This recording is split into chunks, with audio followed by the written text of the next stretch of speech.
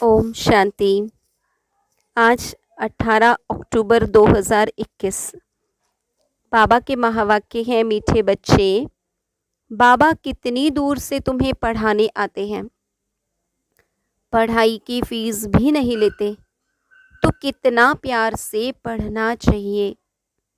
प्रश्न, रूहानी गवर्नमेंट ने सारी दुनिया के लिए यह फ्री स्कूल खोला है, क्यों? उत्तर,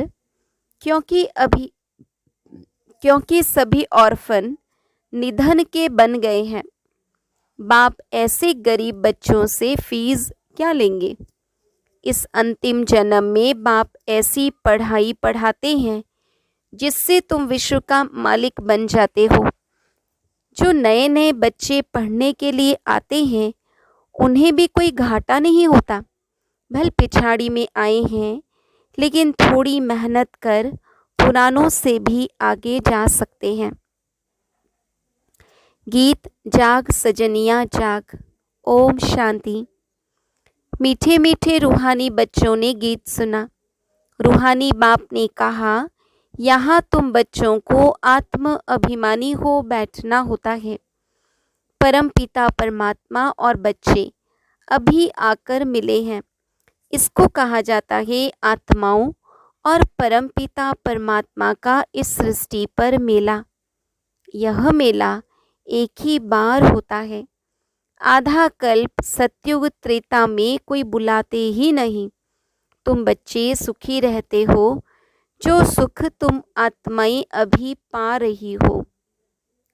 तुम पहले सतो प्रधान थे, अभी तमो प्रधान पतित बन पड़े हो। फिर बाप पावन बनाते हैं। जब पुजारी बनते हो तो दुखी होते हो। 5 विकारों के कारण ही दुख होता है। जितना जितना सीढ़ी उतरते जाते हो उतना दुखी होते जाते हो। अभी तुम बच्चे जानते हो दुख के पहाड़ गिरने हैं। इस पुरानी दुनिया का अविनाश होना है। तुम्हारी बुद्धि जानती है बाबा है निराकार। वह टीचर बनकर हम सालिग्रामों को पढ़ाते हैं। कहते हैं, बच्चों, हम फिर से तुमको विश्व का मालिक बनाने आया हूँ। 5000 वर्ष पहले भी तुम स्वर्ग के मालिक थे। याद है ना? संगम पर ही तुमको बनाया था।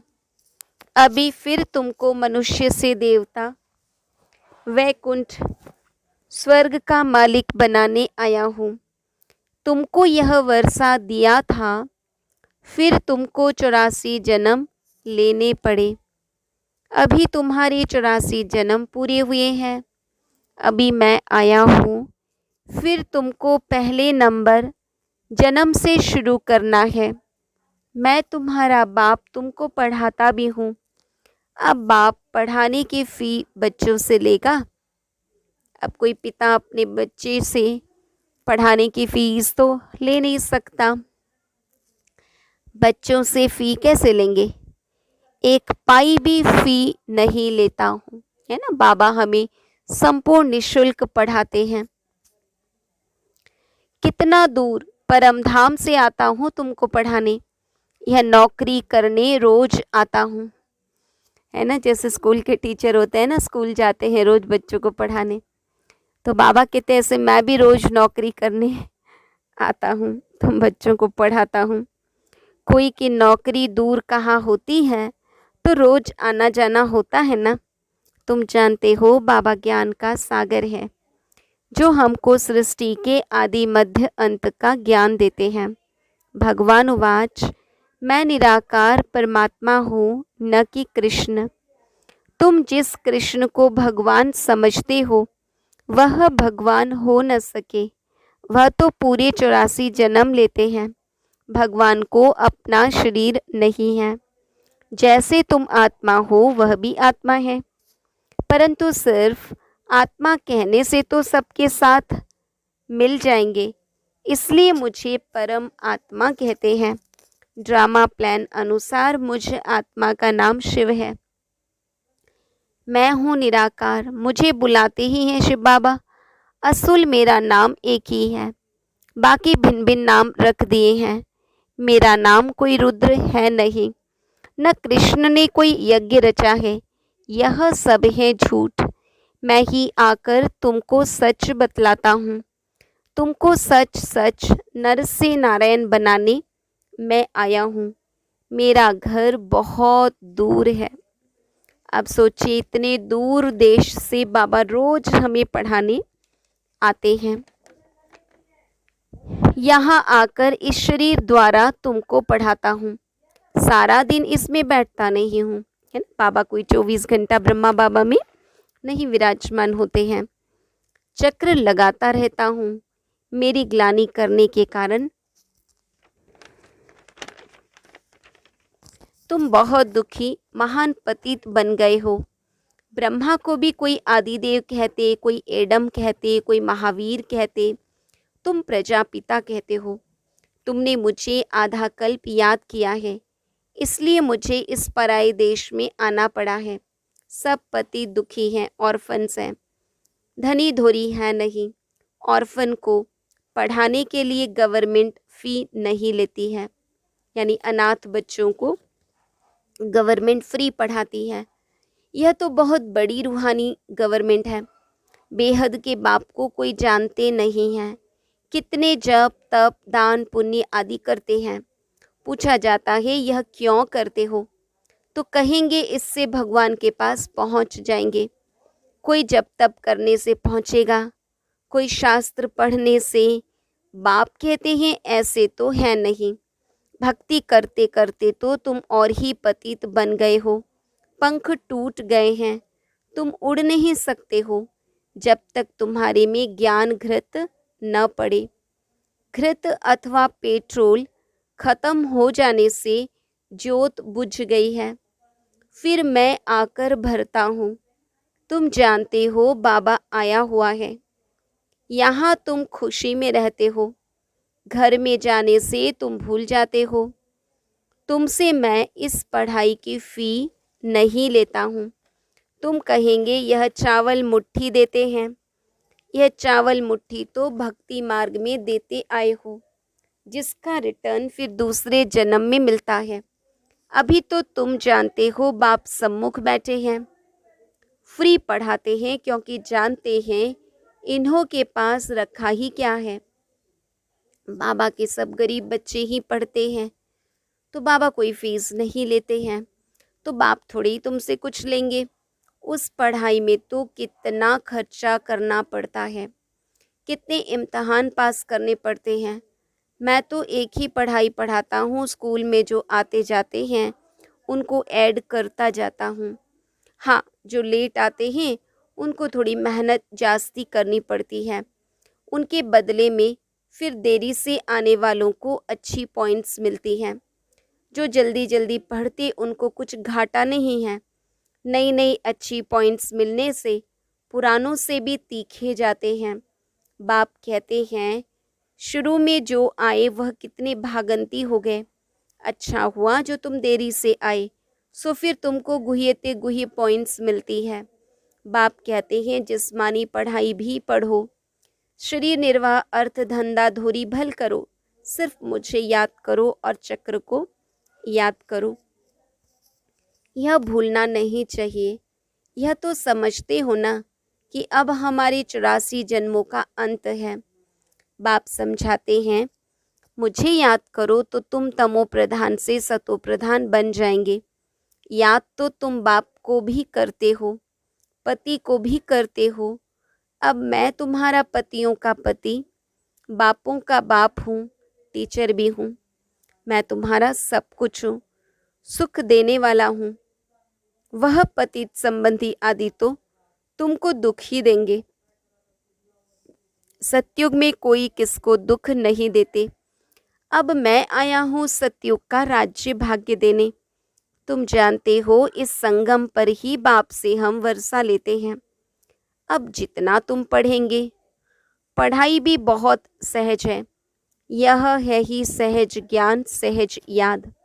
मौत भी सामने खड़ा है, मैं आया हूँ तुम सबको ले जाने, इसलिए मुझे कालों का काल भी कहते हैं। यह भी कहते हैं कि इनको काल खा गया। काल शरीर को खाता है, आत्मा को तो खा न सके।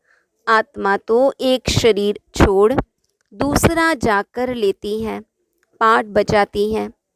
अभी तुम जानते हो, एक ही धक से यह सब खलास हो जाएगा। मौत ऐसा होना है जो कोई किसके लिए रोएगा नहीं। सभी को वापस जाना ही है। रोते तब हैं जबकि पुनर्जन्म फिर दुख की दुनिया में ही लेते हैं। तुम बाप को बुलाते भी इसलिए ही हो कि बाबा हमको अपने साथ ले जाओ। तो अब बाबा आया हुआ है। जो भी मनुष्य मात्र हैं सबको ले जाते हैं। विनाश होगा तो सब मरेंगे, रहेगा कोई नहीं। गवर्नमेंट अपना प्लान बना रही है। मनुष्य सृष्टि तो बढ़ती ही जाती है ना। कितना पॉपुलेशन कंट्रोल के प्लान्स बनते हैं। बाबा कहते फिर भी आबादी तो बढ़ती जा रही है। छोटी छोटी टाल टालियों में भी कितने पत्ते निकल आते हैं। झाड़ तो बढ़ेगा ही, परंतु उनकी आयु भी जरूर है। कल्प वृक्ष की आयु कोई लाखों वर्ष थोड़ी ही हो सकती है। अभी बाप तुमको पढ़ा रहे हैं पूज्य देवी देवता बनाने के लिए। पहले पहले बाप तुमको ही मिलता है और सब धर्म वाले तो आते ही पिछाड़ी में हैं। सतयुग में तुम आते हो, पढ़ाता भी तुमको हूँ। सिर्फ कहता हूँ पावन दुनिया में चलना है तो विकार में मत जाओ। फिर भी तुम मानते क्यों नहीं हो? विष बिगर तुम रह नहीं सकते हो। मेरी मत पर नहीं चलेंगे तो ऊंच पद भी नहीं पाएंगे। तुम्हारी आश ही थी कृष्णपुरी में जाने की, तो कृष्ण की राजधानी में जाएंगे व प्रजा में। कृष्ण के साथ खेल पाल प्रिंस प्रिंसेस ही करेंगे, प्रजा थोड़ी करेगी। वह यह मम्मा बाबा भी पढ़ रहे हैं, है ना। तो साकार मुरली है ना, तो मम्मा बाबा भी साकार में थे। तुम जानते हो यह राधे कृष्ण फिर स्वयंवर के बाद लक्ष्मी नारायण बनेंगे। राजाई वालों की ही माला बनती है ना। 8 दाने में आओ, अच्छा 8 में नहीं तो 108 में तो आओ। कम से कम 16,108 में तो आओ। यह है ही राजयोग। बाप की श्रीमत पर चलना चाहिए। घर के भातियों को भी समझाओ, है ना। बाबा कहते जो घर के सदस्य हैं उन्हों को भी समझाओ। बाप तुमको समझाते हैं औरों को समझाने के लिए। पुरानी दुनिया का विनाश होना ही है। महाभारत की लड़ाई भी प्रसिद्ध है। जबकि भगवान आया था, भगवान ने ही आकर राजयोग सिखलाया था। स्वर्ग की स्थापना और नरक का विनाश हुआ, यह समय वही है। फिर राजधानी स्थापन हो जाएगी। सतयुग में दूसरा धर्म होता ही नहीं। भारत कितना सिरताज था, कितना साहूकार था। क्रिश्चियन लोग सब यहाँ से ही साहूकार हुए हैं। सोमनाथ के मंदिर से भी कितना माल ले गए, ऊंट भर कर। यह तो एक मंदिर की बात है। भारत में बहुत मंदिर थे। बाबा कहते भारत में बहुत मंदिर थे।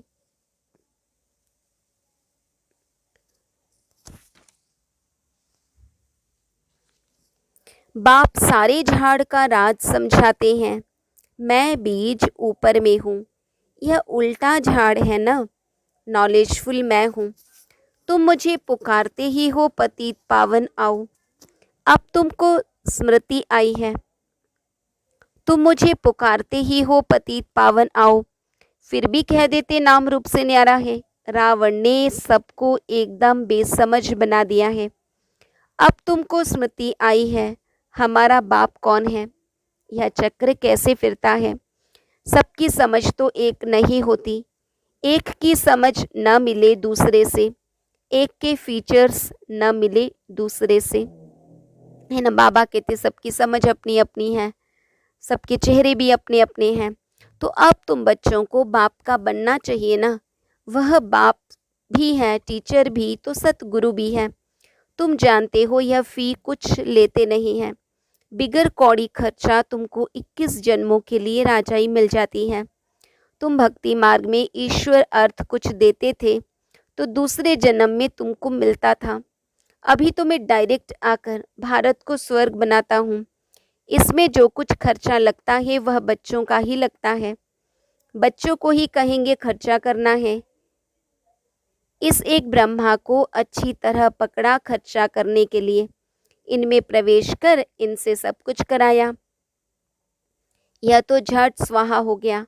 सब कुछ जो इनके पास था सब दे दिया। बाबा बोले बेगर बन जाओ तो फिर ऐसा प्रिंस बनाऊंगा। साक्षात्कार करा दिया। ख्याल आया अब यह क्या करेंगे, विनाश होना ही है। बाबा ने कहा बंदर मुआफिक मुट्ठी बंद नहीं करो, खोल दो, झट खोल दो। और बाबा ने झट खोल दी। नहीं तो इतने बच्चों का खर्चा कैसे चलता। बच्चू बादशाह, पीरू वजीर वह हो गया। एक को ही पैसे के लिए पकड़ लिया। तुम बच्चों की भट्टी बननी थी, स्कूल भी बने थे। अभी तुम होशियार हो, फिर औरों को भी पढ़ाते हो। तुम कितनों का कल्याण करते हो। बाप है ही कल्याणकारी, सबको नरक से निकाल स्वर्ग में ले जाते हैं। अब जितना पुरुषार्थ करेंगे उतना ऊंच पद पाएंगे। प्रजा के लिए भी प्रदर्शनियों आदि की युक्तियां और भी निकलती रहेंगी। ढेर प्रजा बनती जाएगी। राजा रानी तो थोड़े होते हैं, प्रजा तो करोड़ों के अंदाज में होती है ना। किंग क्वीन तो एक है, वहाँ लड़ाई झगड़ा आदि होता नहीं। बच्चे जानते हैं अब तो मौत सामने खड़ा है। जितना योग में रहेंगे उतना पाप आत्मा से पुण्य आत्मा बनेंगे और कोई उपाय है नहीं। सपूत बच्चे माँ बाप को फॉलो करते हैं। बाप पावन बने, बच्चा न बने तो वह कपूत बच्चा ठहरा ना। इसमें तो नष्टो मोहा बनना होता है। मेरा तो एक शिव बाबा, दूसरा न कोई। वर्षा भी उनसे मिलेगा। अब बाप से वर्षा पाना है नई दुनिया का, तो पतित मत बनो। पावन बनने बिगर नई दुनिया में जा नहीं सकेंगे। जन्म जन्मांतर के पाप किए हुए हैं, उनकी सजा भोगनी पड़ती है। दुनिया में जा नहीं सकेंगे। जन्म जन्मांतर के पाप किए हुए हैं, उनकी सज़ा भोगनी पड़ती है। जैसे कि 63 जन्मों के पापों की सज़ा मिलती है। गर्भ जेल में भी सज़ा भोगते हैं। सतयुग में कोई जेल आदि होती नहीं है ही स्वर्ग। अब बाप साधारण तन में आए हैं, इसलिए बाप को पहचानते नहीं हैं। बाप के साथ योग लगाने से ही आत्मा पावन बनेगी। बाप कहते हैं मैं पतित दुनिया, पतित शरीर में आता हूँ, फिर इनको नंबर 1 पावन बनाता हूँ। ततत्वम, तुम भी पावन बनते हो। तुम बाप के बच्चे बने हो, प्रजापिता ब्रह्मा के भी बच्चे हो, इसलिए बाप दादा कहा जाता है। बाप समझाते हैं अब टाइम बहुत थोड़ा है, शरीर पर भरोसा नहीं है। बाप को याद करते रहो, स्वदर्शन चक्रधारी बनो। सारा दिन यही बातें ख्याल में रहे। अच्छा, मीठे मीठे सिकी लधे बच्चों प्रति मात पिता बाप दादा का याद प्यार और गुड मॉर्निंग। रूहानी बाप की रूहानी बच्चों को नमस्ते। हम रूहानी बच्चों की रूहानी बाप दादा को याद प्यार गुड मॉर्निंग और नमस्ते। धारणा के लिए मुख्य सार, पूरा पूरा नष्टो मोहा बनना है। एक शिव बाबा, दूसरा न कोई, यह पाठ पक्का करना है। सपूत बच्चा बन माता पिता को फॉलो करना है। बिगर कौड़ी खर्चे पढ़ाई से 21 जन्मों की राजाई मिलती है, तो बहुत लगन से पढ़ाई पढ़नी है। स्वदर्शन चक्रधारी बनना है। वरदान, सर्व खजानों से भरपूर बन, अपने चेहरे द्वारा सेवा करने वाले सच्चे सेवाधारी भव। जो बच्चे सर्व खजानों से सदा संपन्न व भरपूर रहते हैं, उनके नैनों व मस्तक द्वारा ईश्वरीय नशा दिखाई देता है, उनका चेहरा ही सेवा करता है। जिसके पास जास्ती अथवा कम जमा होता है तो वह भी उनके चेहरे से दिखाई देता है। जैसे कोई ऊंच कुल का होता है तो उनके चेहरे से वह झलक और फलक दिखाई देती है। ऐसे आपकी सूरत हर संकल्प, हर कर्म को स्पष्ट करे, तब कहेंगे सच्चे सेवाधारी। सर्व खजानों से भरपूर बन अपने चेहरे द्वारा सेवा करने वाले सच्चे सेवाधारी भव। श्लोगन। समय और संकल्प के खजाने की बचत कर, जमा का खाता बढ़ाओ। समय और संकल्प के खजाने की बचत कर, जमा का खाता बढ़ाओ। है ना, बाबा कहते समय और संकल्प भी खजाना है, इसलिए इसकी भी बचत करनी है। अच्छा, ओम शांति।